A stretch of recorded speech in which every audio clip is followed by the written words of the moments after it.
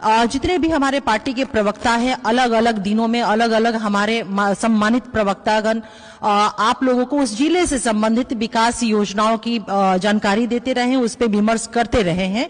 और ये भी हम लोग बताते रहे हैं प्रत्येक दिन की माननीय मुख्यमंत्री नीतीश कुमार जी की यात्रा का उद्देश्य क्या है।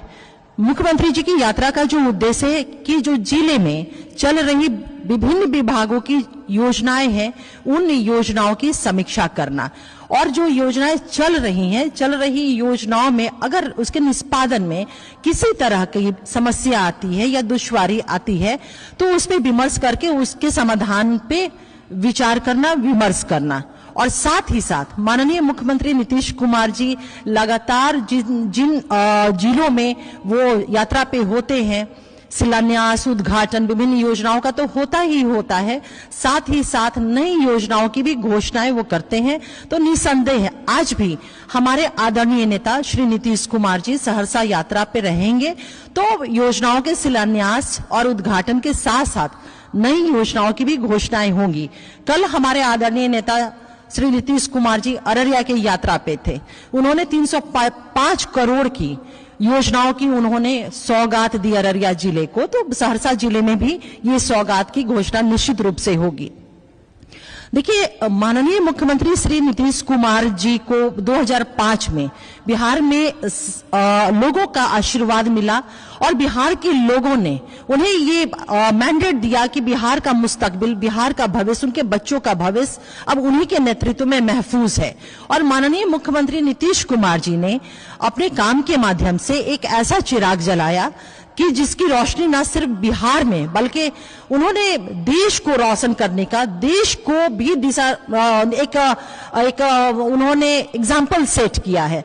और तभी हम लोग कहते हैं कि बिहार ने जो काम किया है, बहुत सारे ऐसे काम हैं बिहार के जो हमारे मॉडल स्टेट के रूप में राष्ट्रीय स्तर पर हमें मॉडल स्टेट के रूप में स्थापित किया है, बिहार मॉडल के रूप में स्थापित किया है। जैसे हम कुछ एग्जाम्पल अगर बात करें तो जीविका, जिसे केंद्र ने यहां आकर के दिखा गया और केंद्र ने इसे आजीविका के रूप में आत्मसात किया।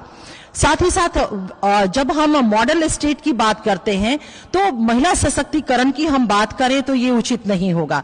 जिस तरह से बिहार में माननीय मुख्यमंत्री नीतीश कुमार जी ने आधी आबादी का जो हक था, उनका राइट था, संवैधानिक राइट था, उनका फंडामेंटल राइट था, उनका नेचुरल राइट था, जिससे पता नहीं कितने सदियों से कर्टेल करके उसको डिप्राइव करके रखा गया था, उन्होंने अपनी महिला सशक्तिकरण नीति के माध्यम से आज महिलाओं को जिस तरह से राजनीतिक, शैक्षणिक, आर्थिक और सामाजिक स्तर पर सशक्त किया, वो निश्चित रूप से राष्ट्रीय स्तर पर एक मॉडल स्टेट के रूप में स्थापित हुआ है।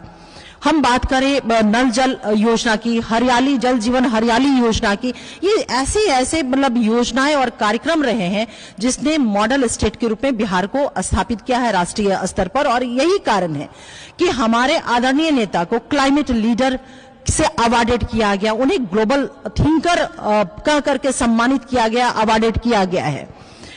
देखिए, सहरसा वो जिला है जब एक दौर था इस जिले में कुछ भी नहीं था, बाढ़ जैसी विभीषिका से ये जिला जूझ रहा था, फ्लड प्रॉन इलाका ये था।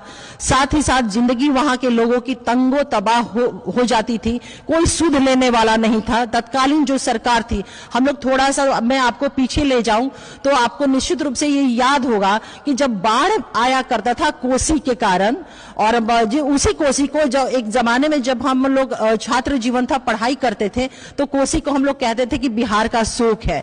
तो उस कोसी में जो फ्लड आता था कोसी नदी में और लोगों की जिंदगी तंगो तबाह होती थी, तो उस वक्त की जो तत्कालीन सरकार थी, जिसे हम लालू राबड़ी की सरकार 15 वर्षों तक रही, हम लोग देखते हैं कि किस तरह से वो उनके लिए ये मजाक का वो समय हुआ करता था और लोगों को कहते थे कि गंगा मैया आई है, अरे मछली लाई है और मछली खाइए और चैन से रहिए। उन्हें कहां पता था कि जब बाढ़ के पानी इलाकों में घुसते हैं तो चैन से नहीं, लोगों को शरण लेने के लिए भी कोई स्थान नहीं हुआ करता था। अपराध और अपराधियों का खौफ था, ये मंजर तो पूरे बिहार में मौजूद थे। बाढ़ के कारण कृषि बदहाल हो जाती थी, ध्वस्त हो जाता था। कृषि विकास को लेकर के कोई रोड मैप नहीं था सहरसा जिले में उस वक्त। बाढ़ पीड़ित जो थे हमारे वहां की आवाम, वो भगवान भरोसे रहती थी।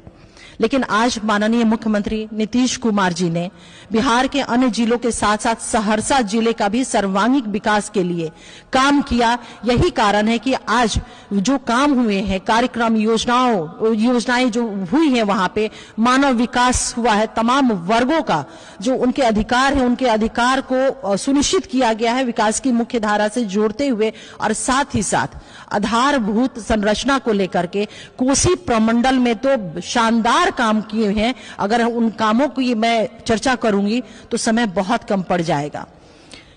मैं कह सकती हूं कि माननीय मुख्यमंत्री नीतीश कुमार जी ने जो सहरसा जिले में जो महत्वपूर्ण काम हुए हैं, उन कामों की चर्चा मैं आपके समक्ष करना चाहती हूं। आधारभूत संरचना में बिहार ने बेजोड़ काम किया है, चाहे बिजली की बात करें, सड़क की बात करें या पुल पुलिया की बात करें। तो पुल पुलिया के निर्माण की मैं चर्चा करना चाहूंगी कि सहरसा जिले में कोसी नदी जो जिले को 2 भागों में विभक्त करता है, उस पर बलुआहा घाट पर 500 करोड़ की लागत से एक उच्च स्तरीय पुल का निर्माण किया गया है, जिसकी लंबाई 2 किलोमीटर है। ये पुल के निर्माण हो जाने से आवागमन बहुत ही सुगम हुआ है, लोगों को बहुत राहत मिला है और समय भी जो है ना वो कम अब लगता है। सिमरी बख्तियारपुर विधानसभा में कोसी नदी पर ही जंगराही घाट में 414 करोड़ की लागत से दूसरा पुल निर्माण कार्य अभी जारी है। कोसी नदी पर ही राजहनपुर घाट पर पीपा पुल का निर्माण कार्य पूरा हो चुका है। तो हम देख रहे हैं कि सहरसा जिले के आवागमन को सुगम बनाने के लिए वहां पे अनेकों पुल पुलिया का निर्माण किया गया है, जिसमें कुछ की चर्चा मैंने आपके समक्ष अभी की है। जिले में 135 पंचायत में से 31 पंचायत में पंचायत सरकार भवन का निर्माण हो चुका है। 87 पंचायत में पंचायत सरकार भवन निर्माणाधीन अभी है। माननीय मुख्यमंत्री नीतीश कुमार जी का यह विशेष फोकस रहा है कि आने वाला जो समय है युवाओं का समय है और आज की दुनिया इल्म की दुनिया है, शिक्षा की दुनिया है। जिसके पास जितना एजुकेशन होगा, कहा भी जाता है कि सबसे ज्यादा आज 21वीं सदी में अगर पावर है कहीं पे तो power of the education is the most powerful thing. तो हमारे आदरणीय नेता नीतीश कुमार जी बिहार के बेटे और बेटियों को शिक्षित करने के लिए न सिर्फ पुस्तक, पोशाक और साइकिल योजना या अन्य योजनाएं, बल्कि उन्हें रेसिडेंशियल वो रह करके वहां पे आवास कर करके अपनी शिक्षा को वो ग्रहण कर सके, अपनी शिक्षा को वो प्राप्त कर सके, इसकी भी उन्होंने समुचित व्यवस्था बिहार के प्रत्येक जिले में की है और सहरसा जिले में ये किया गया है। मैं छात्रावास की मैं बात कर रही हूं, बच्चों की। जिले में कर्पूरी छात्रावास का निर्माण, जिसमें 100 अन्य पिछड़ा वर्ग के छात्र रहते हैं और वहां पे रह करके अपनी पढ़ाई को वो पूरी कर रहे हैं। अन्य पिछड़ा वर्ग के लिए कन्या छात्रावास का निर्माण, जिसमें 100 बच्ची रह करके अध्ययनरत है उसी सहरसा जिले में, कि जो बच्चा बहुत ही सुदूर इलाके में रहती हैं, वो स्कूल के पास हो सकता है कि उनके आने जाने में कठिनाई रहती होगी या अन्य कारणों से, तो उनके लिए अन्य पिछड़ा वर्ग की बच्चियों के लिए भी छात्रावास की व्यवस्था वहां सहरसा जिले में की गई है हमारी सरकार के द्वारा, जिसमें 100 बच्ची वहां पे रहती हैं। SC/ST समुदाय के लिए भी जिले में गर्ल्स एवं बॉयज हॉस्टल का निर्माण कार्य पूरा हो चुका है। कहरा प्रखंड के अमरपुर गांव में अनुसूचित जाति के लिए आवासीय उच्च विद्यालय एवं छात्रावास का निर्माण कार्य हो रहा है। मानसी से हरदी चौघड़ा तक स्टेट हाईवे का निर्माण कार्य निर्माणाधीन है।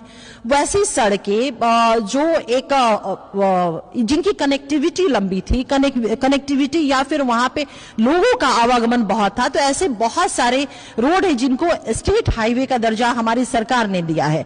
तो वही मानसी से जो हरदी चौघड़ा तक है, उस रोड को स्टेट हाईवे करते हुए उसका कार्य निर्माण अभी चल रहा है।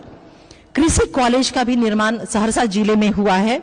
सहरसा में सहकारिता भवन का निर्माण किया गया है। बिहार विद्यालय परीक्षा समिति के अत्याधुनिक क्षेत्रीय कार्यालय भवन का निर्माण हो चुका है।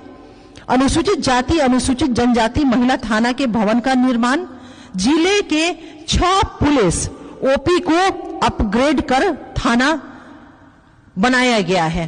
तो हम इस तरह से देख रहे हैं कि सहरसा जिले को स्ट्रेंथन जिला बनाने के लिए माननीय मुख्यमंत्री नीतीश कुमार जी की अनेकों योजनाएं काम कर रही हैं, जिसमें कुछ प्रमुख कार्यों की चर्चा मैंने आप लोगों के समक्ष की है।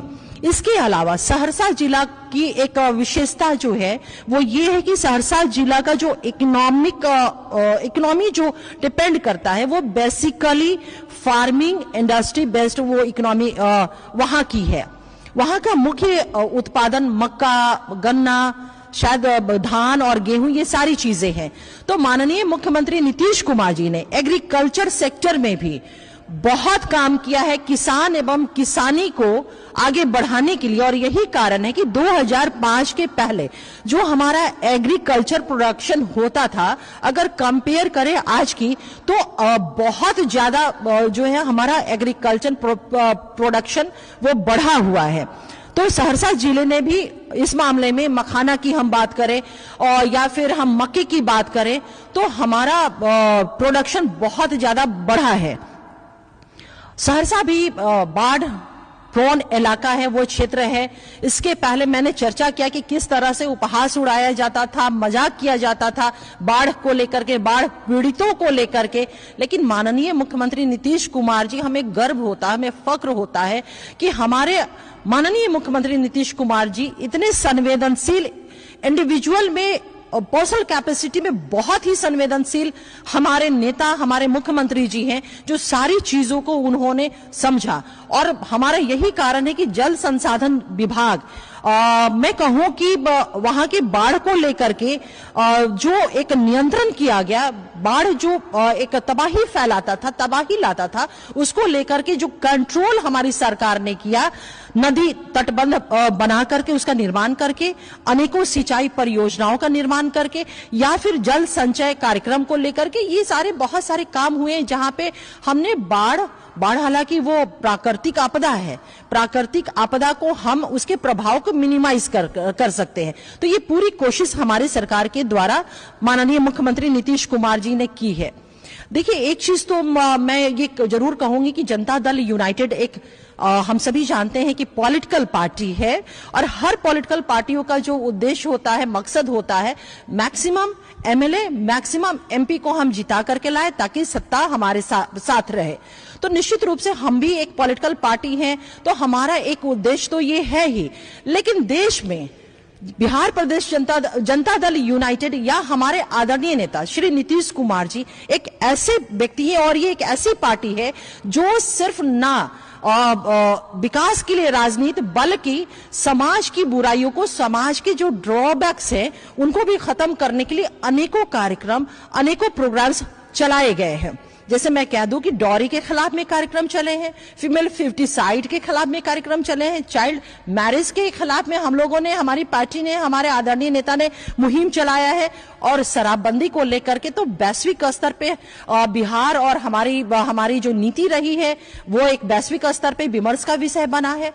शराबबंदी वो एक निर्णय हमारे माननीय मुख्यमंत्री नीतीश कुमार जी का रहा, जो साहसिक और ऐतिहासिक उनका कदम रहा बिहार की महिलाओं की आवाज पर। और आज हम देखते हैं कि शराबबंदी के कारण हमारा बिहार, हमारा समाज जो है कितना खुशहाल समाज बना है, स्वस्थ समाज बना है। आज बिहार की बेटियां या महिलाएं ये नहीं कहती हैं कि कोई नशे में आकर के